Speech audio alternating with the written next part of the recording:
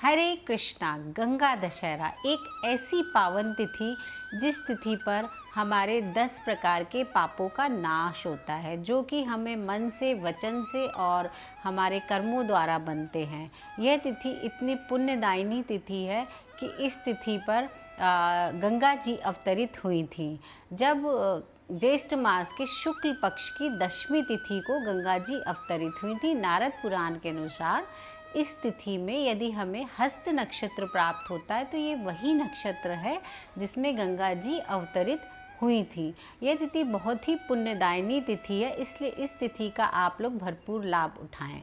इस तिथि पर आप यह तिथि अब की बार ज्येष्ठ मास के शुक्ल पक्ष में 25 मई को सुबह 4:30 बजे प्रारंभ हो रही है और 26 मई को 5:11 पर यह तिथि समाप्त हो रही है। इस तिथि पर अब की बार हस्त नक्षत्र हमें सुबह 4:08 पर प्रारंभ हो रहा है और 5:10 पर यह नक्षत्र ख़त्म हो जाएगा। इसलिए आप 25 मई को इसी समय पर गंगा पूजन असंभव हो सके तो करें। अगर आप किसी गंगा जी के तट पर जाकर स्नान कर सकते हैं, पूजन कर सकते हैं तो बहुत अच्छा है। आप गंगा जी के तट पर जाकर 4:08 से हस्त नक्षत्र प्रारंभ हो रहा है तो कोशिश करें कि आप इसी समय पर गंगा जी में डुबकी लगाएं और पूजन करें। आप 10 डुबकियां गंगा जी में लगाएं। उसके उपरांत आप गंगा जी में 10 मुट्ठी तिल, उन पर थोड़ा सा घी लगाकर गंगा जी में प्रवाहित करें।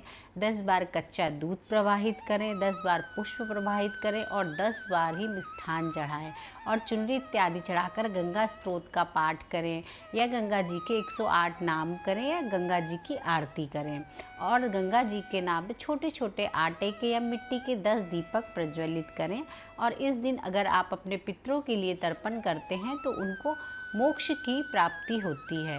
ये तो हुई गंगा जी के तट पर जाकर पूजन और स्नान की बात। लेकिन जो लोग नहीं जा सकते किसी कारणवश गंगा जी के तट पर, तो वो अपने घर पर कैसे पूजन करें, तो आइए जानते हैं। तो आप अपने घर पर सर्वप्रथम अपने नहाने के पानी में गंगा जल मिलाकर 10 बार अपने सिर से उस पानी को डालकर स्नान करें। उसके बाद अपने मंदिर को स्वच्छ करके वहाँ पर एक पात्र में, किसी परात में या किसी लोटे में जल भरकर रखें, गंगा जल भरकर रखें। अगर गंगा जल आपके पास कम मात्रा में है तो उसमें थोड़ा सा शुद्ध जल मिलाकर रखें।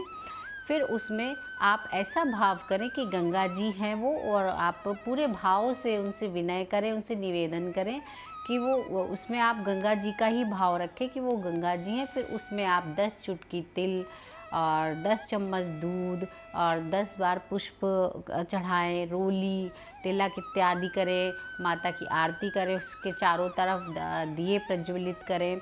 उसके पूजन पाठ इत्यादि करने के बाद गंगा जी के 108 नामों का पाठ करें। इस तरह करने के बाद गंगा जी से निवेदन करें, उनसे प्रार्थना करें, तो इससे आपके घर में सुख शांति आती है और आपके पितरों को मोक्ष मिलता है। और इसके बाद इस गंगा जल को किसी पेड़ के नीचे या किसी गमले में डाल दें और पूरे घर में गंगा जल का छिड़काव करें। इससे आपके घर की नेगेटिव एनर्जी दूर होती है और आपके घर में सुख और शांति आती है। तो इस दिन आपको 10 चीज़ें दान करने का विशेष महत्व है। आप हर चीज़ को 10 की संख्या में दान करें, जैसे 10 पंखे, 10 मटके, 10 मिष्ठान या जो भी चीज़ आप दान करें तो आप उसको 10 की संख्या में दान करें, क्योंकि 10 की संख्या का इस दिन विशेष महत्व है। हरे कृष्णा।